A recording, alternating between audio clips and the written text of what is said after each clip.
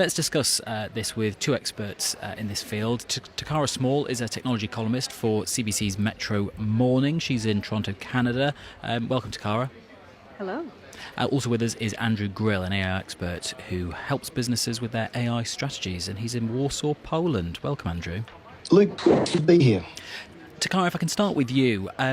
Sundar Pichai there was talking about how, in terms of the sheer amounts of investment that we're seeing going into AI, there might be, as well as some rationality, some irrationality about it. What's your view on this? Are people just getting a bit too giddy with the amount of cash they're throwing in? I think it's so interesting that we're seeing someone of this level talk about perhaps irrationality and excess. That is something you would not have heard of, perhaps a couple of months ago. I think people are starting to see that there are limitations. There have been several studies in recent months that showcase there are limitations to AI, but also recognizing that the immediate returns that people expected from AI may not be realistic.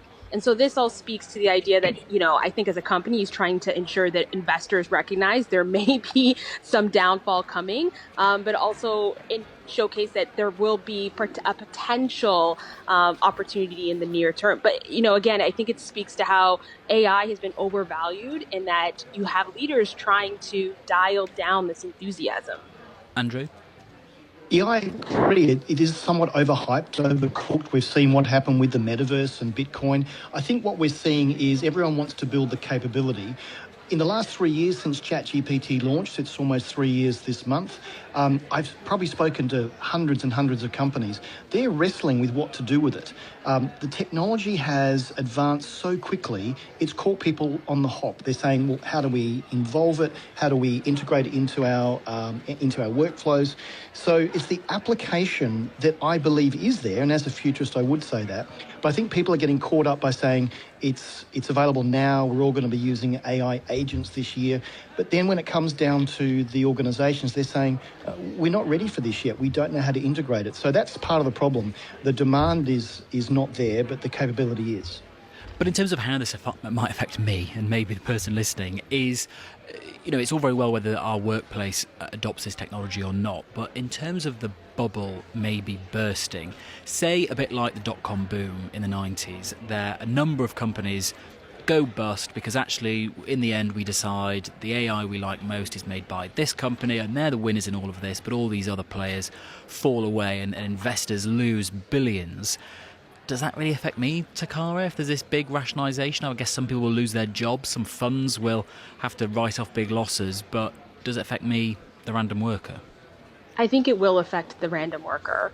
And this is why. First of all, a lot of these AI companies, especially if we're looking at the US, they're the reason why we see the stock market reach fresh highs, why it's bolstering GDP. And in the past, when there have been recessions or there's been a bust of some kind, you see companies pull back. And a lot of that time that happens with talent and employees. That's one of the very rare spaces where they can alleviate some expenses and costs. And so I'm sure there are people listening thinking, well, if AI disappears, my job will be safe. Unfortunately, I don't think that's the case.